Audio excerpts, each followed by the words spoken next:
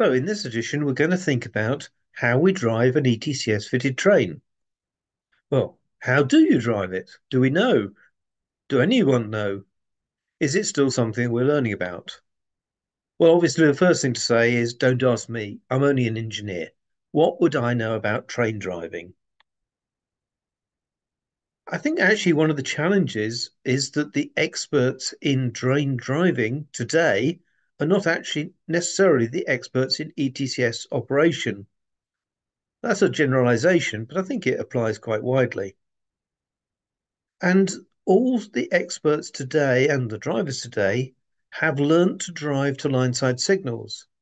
So one of the challenges is how do we unlearn those techniques? How do we unlearn that linkage between a light on a stick outside and a behavior? I think it all comes down to culture, behavior, and our training.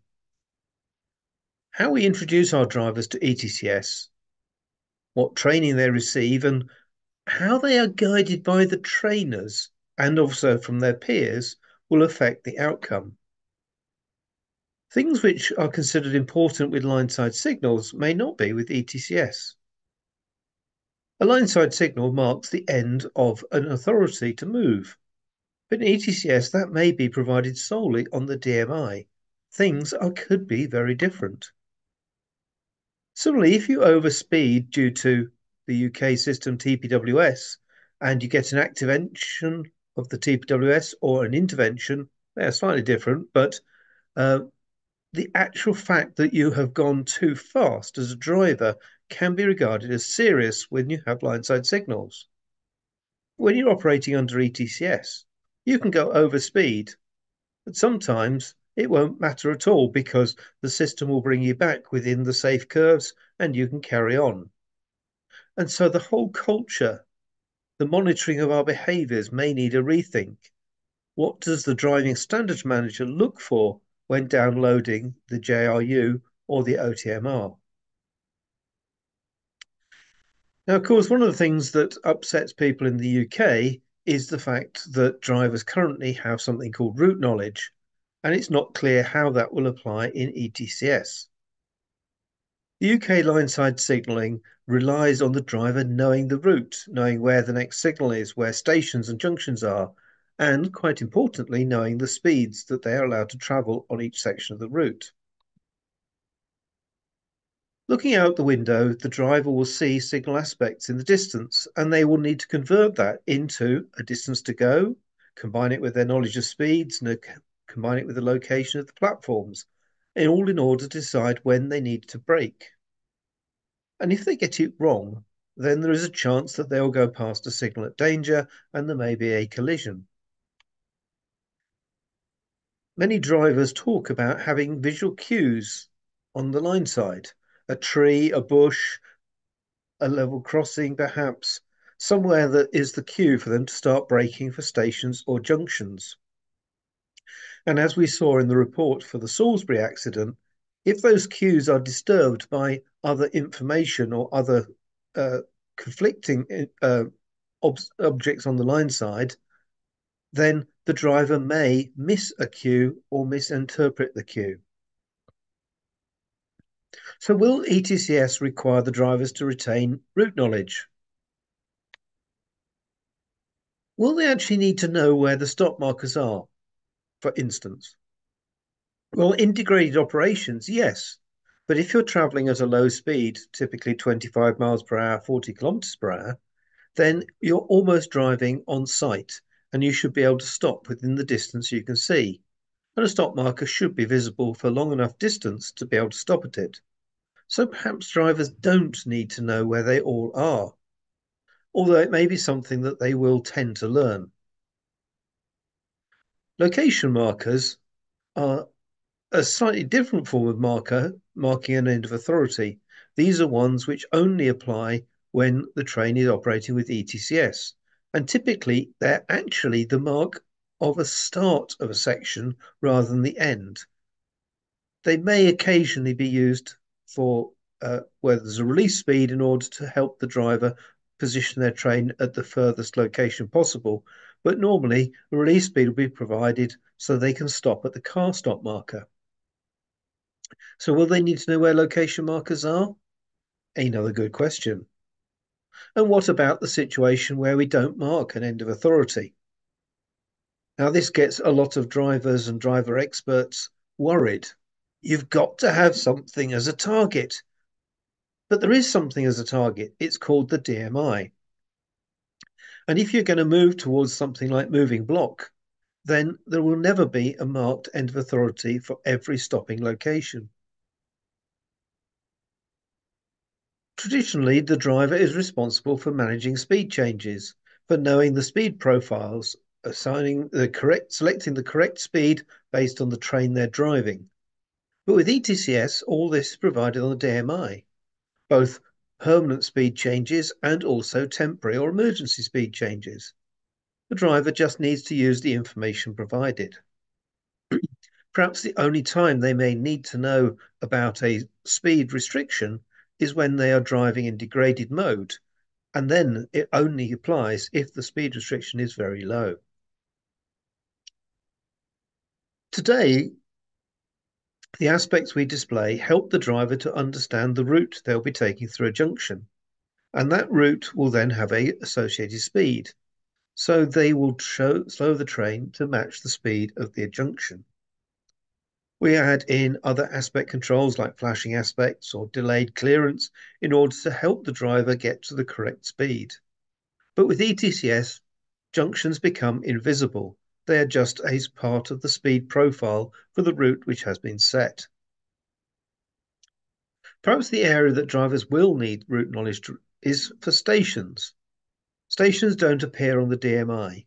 So unless the driver is also supplied with a driver advisory system, they will need to know when to start braking for each of the stations that they're required to stop at on their timetable. Level crossings are perceived as a significant hazard to the railway. They are a dangerous place because road and rail intersect. The driver may well need to know where level crossings are, but there again, the ETCS design could be such that they are always stopped close enough to a level crossing to be able to see it if they need to proceed across it at caution. So it's a really good question how much route knowledge will be needed for an ETCS driver. And probably in normal operation, very little. It's the degraded situations, the failures, and the emergencies where route knowledge will come into the fore. Of course, if you don't need route knowledge, you have the opportunity that a driver unfamiliar with a route could be routed in ETCS on a diversionary route and could drive perfectly safely without needing to know the route intimately. Possessions are another area where a small number of drivers are going to need to know more about the route in order to identify where they should take an engineering train in order to enter a possession or leave it. So in ETCS, what information do we provide to the driver? Well, we have the DMI, the driver machine interface, and that's the prime information source. But each of the versions of ETCS has changed the DMI. In baseline 2, the specification was for some core information, but there was a lot of information which was supplier specific and the presentation could vary. This was all regularized in baseline 3 and particularly in maintenance release 1, where a much more standardized DMI appeared. However, there were some shortcomings, and in order to improve it, a new version of the DMI specification was issued with baseline 3 release 2. And that did change things. And something that drivers could have been used to on baseline 2 or baseline 3 MR1 no longer appear. Driving styles may need to change according to the baseline of the DMI. So how might those differing presentations affect behavior? Well, if we think about trains, they are different types. Our modern passenger trains have good fast-acting brakes. The brakes act on all the axles along the train almost simultaneously.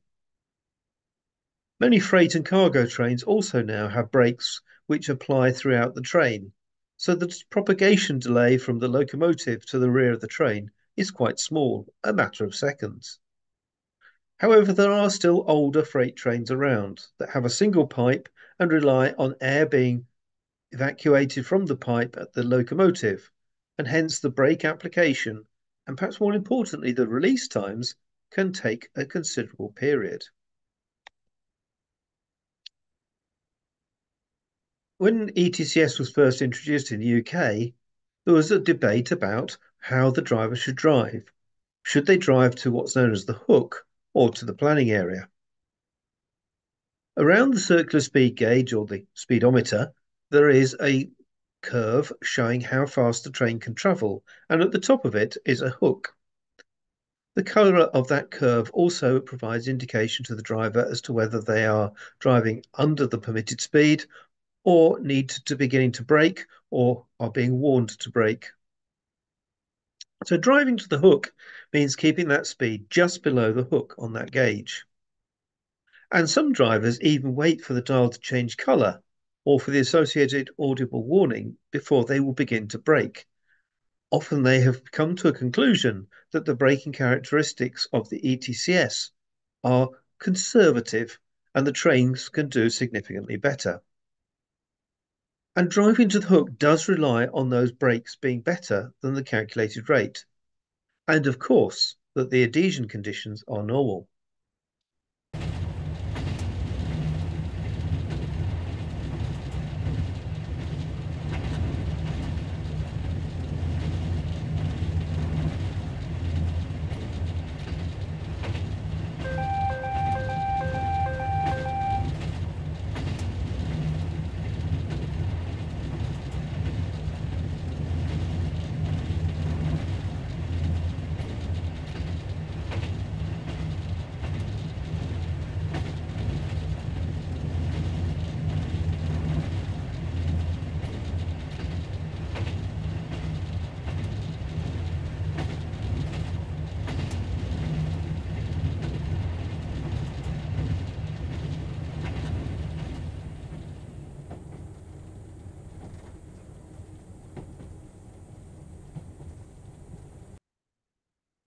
So having looked at driving to the hook, what is the alternative? Well, the alternative for baseline 3 fitments at least is to aim to never reach the indication marker. Now, the indication marker is shown in the planning area, and it moves down towards the bottom as you get closer to the point where a speed reduction or the end of authority applies. If one brakes earlier, then you could say that it gives a better ride for the passengers and, of course, the cargo. It also means that you've got plenty of time to recover if the braking is not as good as expected. For instance, if you hit an area of low adhesion. And also, you're going to be going slower when you get to the next section. And there's a better chance that the train that was occupying it has moved on. And so you can continue to roll at a reasonable speed. And in terms of green credentials, braking earlier but gentler and not getting down to a low speed and then needing to accelerate is going to reduce your wear on the brakes and your fuel consumption. So on the DMI, any reduction in speed or end of authority is shown in the planning area. And in this instance, there's plenty of movement authority. We can see it goes all the way to the 4,000 and beyond. But however, at about 800 meters, there is a speed reduction down to 60 kilometers an hour. And the need to start braking is calculated by the onboard and displayed as a yellow line on the planning area. If the driver begins to brake earlier, then that yellow line can actually move up the planning area because the need to start braking becomes later. It is dependent on the current speed of the train rather than the absolute line speed, which was used in baseline 2 to indicate when the train needed to start braking. In baseline 3, release 2, if a toggle is set, then there is also some extra information which we'll look at in a moment. One driving technique that could be applied is that when the indication marker gets below roughly, say, 500 meters, then the driver should start braking gently with the aim of keeping the indication marker in that 500-meter area. As the driver gets closer to that indication marker, then the time to indication square top left will begin to expand. This replaces the pre-indication that was used in baseline 2 and early baseline 3. So I think we've got a cultural issue. We have some techniques which some drivers have learnt, driving particular types of trains on particular types of routes. We've got the culture of driving to line side signals. And it's really hard for us as humans to step back and look at things afresh. Perhaps it is time for the engineers or for somebody who knows nothing about ETCS to help the drivers think about how they should drive. Another suggestion is that we actually let drivers play with the system. Let them actually work on a simulator, driving different techniques, find out which works for them, and then they can share their skills with each other. And that may vary according to the type of train, the service pattern, and the weather conditions outside. So I think learning to drive an ETCS train is going to be a journey which will be going on for some time.